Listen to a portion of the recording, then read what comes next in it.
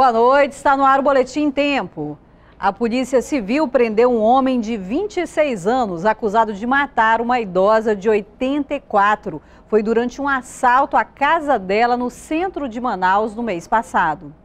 A polícia chegou até o suspeito depois de ter acesso a esse vídeo das câmeras de segurança de uma residência no centro de Manaus. Nele, um homem aparece caminhando com uma TV embaixo dos braços. Quem aparece no vídeo é Tiago Pereira Guimarães, apontado pela polícia como suspeito que entrou na casa da idosa Yolanda Tomé Seabra para roubar a vítima, que estava sozinha. No último dia 22, por volta das 13 horas, um indivíduo, um suspeito, Tiago, adentrou na residência dessa idosa e de forma violenta conseguiu roubar uma televisão, um aparelho celular. O crime foi no dia 22 de dezembro do ano passado. Yolanda foi encontrada com vida e ainda chegou a ser levada pela filha para o Hospital e Pronto-Socorro João Lúcio, na Zona Leste. Deus foi muito bom porque eu cheguei a encontrar com vida para levar para o hospital. A gente ficou 24 horas.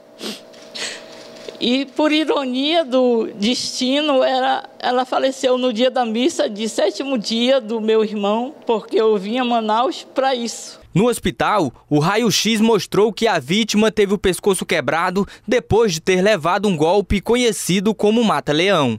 Tiago já tinha 2 passagens pela polícia pelo crime de roubo. E aqui na delegacia, ele alegou durante o depoimento que matou a idosa de 84 anos porque ela reagiu ao assalto. Ele menciona que no momento que ele pegou a televisão, ela vem para cima dele, né? Reagiu à ação. E aí ele empurrou, foi quando ela caiu. E durante a queda, ele menciona que foi levantá-la, ela mordeu no braço, foi quando ele puxou e aí acabou rompendo a medula. A polícia disse que Tiago vendeu a televisão e o celular levados da idosa no centro de Manaus. O homem foi indiciado por latrocínio, roubo seguido de morte e seguiu para o Centro de Detenção Provisória Masculino na BR-174. Você confere agora os principais destaques do nosso Em Tempo impresso de amanhã. Leia amanhã no Em Tempo. Advogado de Melo diz que entrará com pedido de habeas corpus. Banco da Amazônia quer fortalecer a economia do interior do Amazonas. Homem confessa que matou idosa para roubar. Idosos são ignorados por motoristas de ônibus e passageiros em Manaus.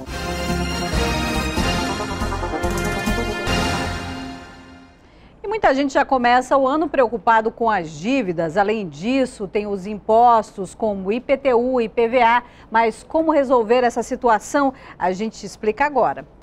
Muitos motoristas vão pagar o IPVA de uma só vez. Para mim é mais fácil, evita muita ida no contratempo que eu tenho, né? Daí só uma vez para mim tá bom. Ainda dá para aproveitar algum desconto, né? Isso também, mais fácil também.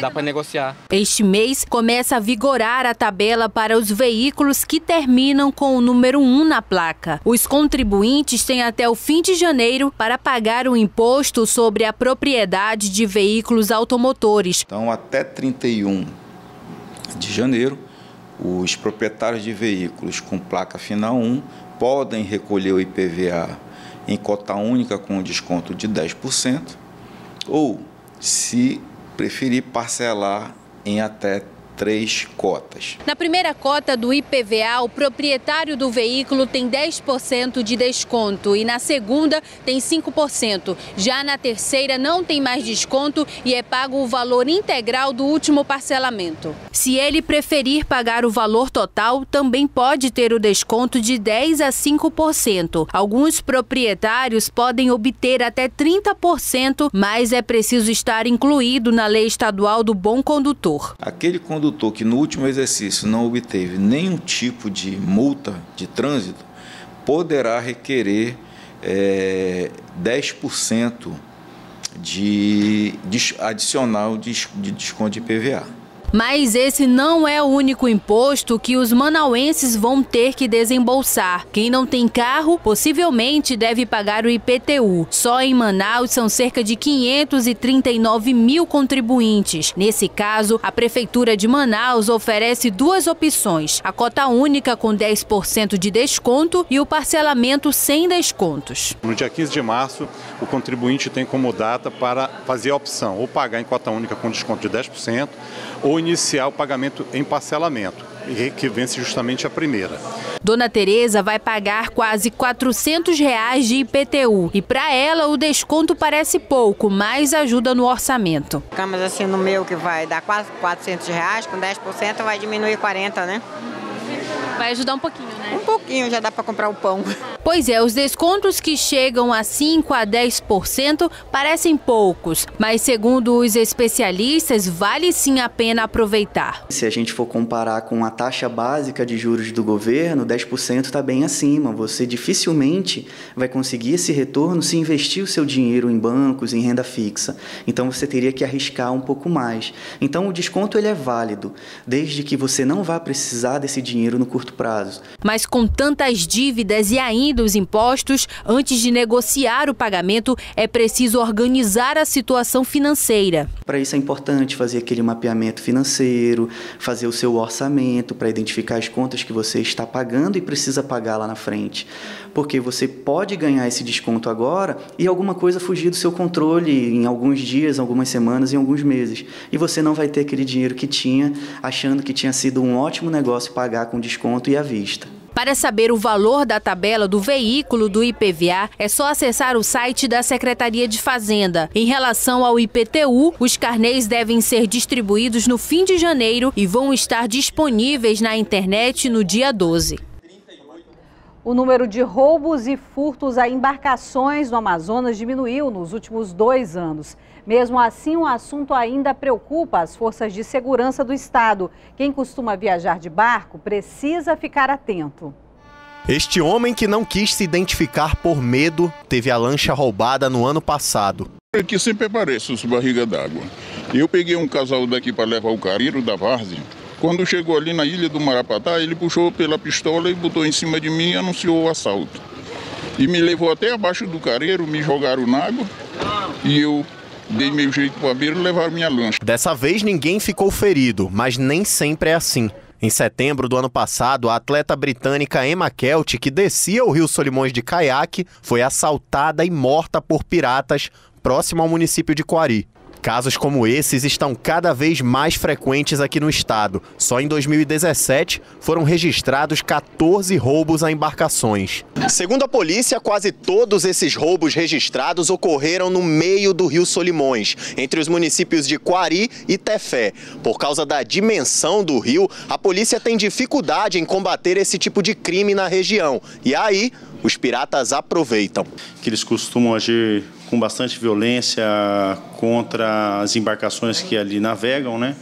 Mas a Polícia Civil, tanto a Delegacia Fluvial quanto as delegacias interativas desses municípios, entendeu? Sempre realizam investigações. Mas os roubos não são os únicos problemas que os comandantes de embarcações enfrentam. No ano passado foram registrados 166 furtos em barcos, lanchas e voadeiras aqui de Manaus. 33 casos a menos do que 2016. Mas apesar da queda, é preciso ficar atento. Uma dica que a Polícia Militar do Amazonas ela dá a essas pessoas que vão utilizar esse meio de transporte, que é um dos meios de transporte mais utilizado na Amazônia, é exatamente estar sempre atento à sua bolsa de viagem, a celular, objetos de valores que você vai transportar no barco. Então você tem sempre que estar atento. Aqui no Porto da Manaus Moderna, a movimentação é grande. A polícia recomenda que qualquer pessoa vítima de furto, seja passageiro ou tripulante de embarcação, procure imediatamente o DIP da área.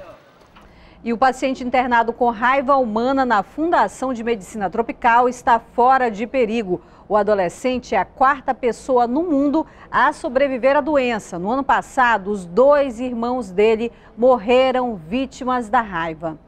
Os médicos usaram o protocolo de Milwaukee, um tratamento ainda experimental com medicamentos antirrábicos. Testado nos Estados Unidos em 2004, deixou uma menina curada. Aqui no Brasil, foi usado em 2009, em Recife, e também recuperou uma pessoa. O organismo dele vai levar um tempo ainda para se livrar totalmente do excesso de anticorpos. É importante que permaneçam alguns anticorpos para garantir uma proteção futura dele diante de uma nova exposição. O paciente é um adolescente de 14 anos. Ele se chama Matheus e está consciente, mas ainda toma medicamentos. Apesar da cura, ele deve ficar com sequelas nos movimentos e também neurológicas. Ele precisa de um suporte de equipe multidisciplinar, terapia ocupacional, fisioterapeuta, fono e a família mais do que nunca presente. O adolescente continua internado aqui na Fundação de Medicina Tropical. Nos últimos dias foi transferido da UTI para a enfermaria. Ele é a segunda pessoa a sobreviver à raiva humana aqui no Brasil e a quarta no mundo. Por enquanto, ele se alimenta e respira pela traqueostomia. Na semana que vem, os médicos devem retirá-la. No ano passado, Matheus perdeu os 2 irmãos, uma menina de 10 anos e outro de 17. Eles morreram vítimas da mesma doença. O pai deles se emocionou. Eu tenho Matheus como um presente de Deus para aliviar a dor da perda, né, dos outros 2 que se foram.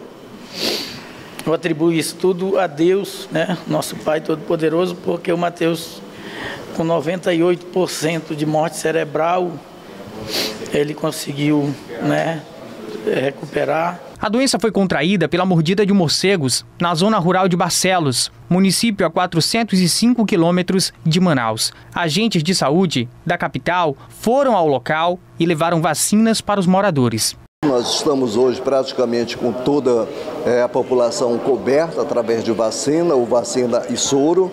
Tivemos também alguns trabalhos a nível local, foi exatamente verificar essa questão da população de morcegos, né, e fazer também as recomendações nessas situações. A Fundação de Vigilância em Saúde descartou mais casos na comunidade. Agora é preciso redobrar a atenção em outros 32 municípios.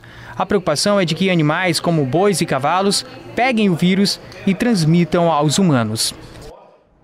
Eu sou Marcela Rosa e esse foi o Boletim Tempo. Uma ótima noite para você.